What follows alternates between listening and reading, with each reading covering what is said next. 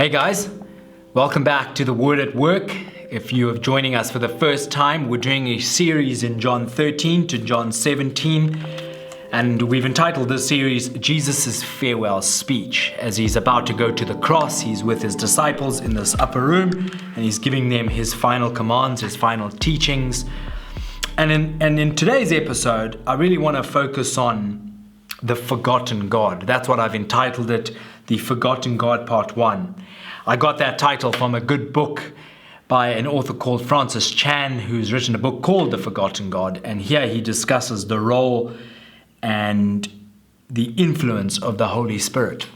So I want to look at, in the next couple of episodes at the Word at Work, I want to look at the Holy Spirit. I want to look at who he is and what role he will play in the Christian community in light of Jesus' departure. Jesus says in John 14 verse 18, I won't leave you as orphans. I will send someone to be with you. And here he's promising the Holy Spirit. And I'm really hoping that as we look at these chapters, we can challenge each other. And I want to challenge and appeal to two branches of Christianity.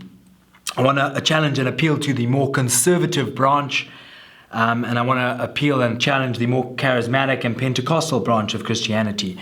I think sometimes we can talk over each other about the role of the Holy Spirit. Sometimes the Pentecostal charismatic brothers will look at the conservative Christians and say, hey, have you guys forgotten about the Holy Spirit?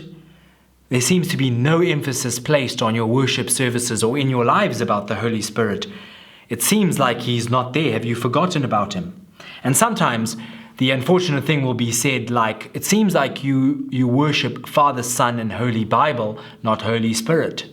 In your quest to be Bible-believing Christians, you seem to have forgotten about the Holy Spirit.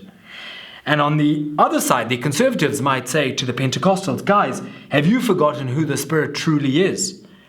This is said because sometimes there seems to be an abuse of the Holy Spirit in the emphasis on power and on miracles and services, because it seems like the Holy Spirit is about providing a performance in a service. He's some genie in a bottle.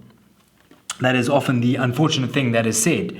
And this is sometimes said because it's detached from the teaching of the Bible. So I'm hoping that we can challenge and appeal to both branches of Christians, conservatives and Pentecostals and charismatics. And here I want to start off with John 14, verses 15 to 17.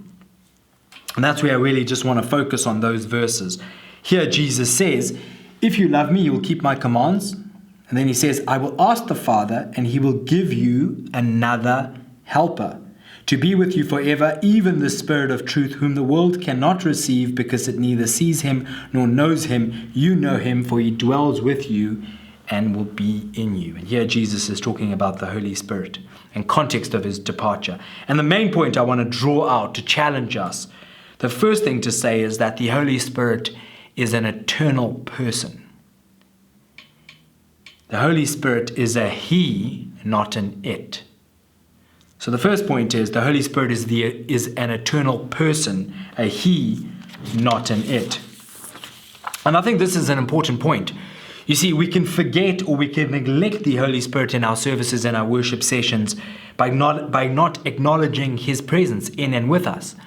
Or we can neglect and forget his personhood by not seeing him as a person, but seeing him as a force or as something to be harnessed, to be used. Sadly, a friend was telling me a story of when he was invited to preach at a church, and as halfway through the worship service, someone walked in and someone said, no, keep the door closed. We don't want the Holy Spirit to escape. We don't want him to leave while we are doing this worship service. And I think sometimes we've forgotten who he is. We've forgotten that he truly is a person. And we see this in John 16. Jesus says, I will give you another helper. That word helper that the ESV uses is the Greek word paraclete. And this is a notoriously difficult word to translate. It can be translated as advocate, as counselor, as comforter, as helper, as advisor.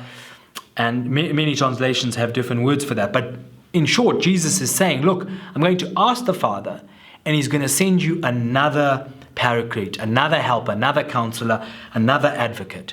Now, the natural question to ask is, who has been those things to the disciples? Who has been a helper, an advocate, a counselor, a supporter, an advisor? Now, naturally, in this context, Jesus has been that.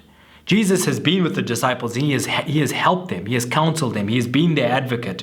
And so now Jesus promises another one. And in his promise of another one, he is placing the Holy Spirit in equal footing with himself. The Holy Spirit will be with you forever, the eternal third person of the Holy Trinity, the other Paraclete, the other helper, the other advocate, even the Spirit of truth. So Jesus is saying, I'm promising you another person who is like me, will help you in the same way that I've helped you. And let's think about the context. Remember back to the previous episode where we spoke about Jesus saying, I am the way, I am the truth, and I am the life. No one comes to the Father except through me. Jesus is saying, in his essence, he is the way, he is the truth, and he is the life. And now he promises another helper to be with the disciples, even the Spirit of truth. And so Jesus is drawing some interesting threads together, and he's going to refer to the helper, the Holy Spirit, as the one who will come and teach them things, who will lead them in a spirit of truth. Because the Holy Spirit, like Jesus in his character, is truth. The basic Christian doctrine is one God, three persons, united in their essence, in their godness, in their character, yet distinct in their personhood. And here Jesus is showing us that the Holy Spirit is another Paraclete. But notice that John deliberately uses the masculine pronouns to underscore this point, to outline this point, to showcase it. He says in verse 17, you know him, for he dwells with you and he will be with you, after talking about the Spirit of truth. And according to Greek grammar, what is required is a neuter it, but actually John deliberately uses him to show that the Holy Spirit is a him. He is a person, not an it, not an impersonal force to be harnessed, but actually a person. And so what I'm hoping that we can see from this episode in looking at the forgotten God is that the Holy Spirit is a person, not an it. And the beauty of the remarkable thing is that this person comes to dwell in us and be with us. That is the promise that Jesus gave. He won't leave them as orphans. He will send another Paraclete, another helper to be with them forever, the Spirit of truth. And that same Spirit dwells in you and it dwells in me. And he will be with us and enable us to live and to carry on Jesus' mission. And that is what the truly remarkable thing is. And so I hope in this episode that you would have seen that, in this brief episode, that you would have appreciated and comprehended the personhood of the Holy Spirit. God bless you. Take care.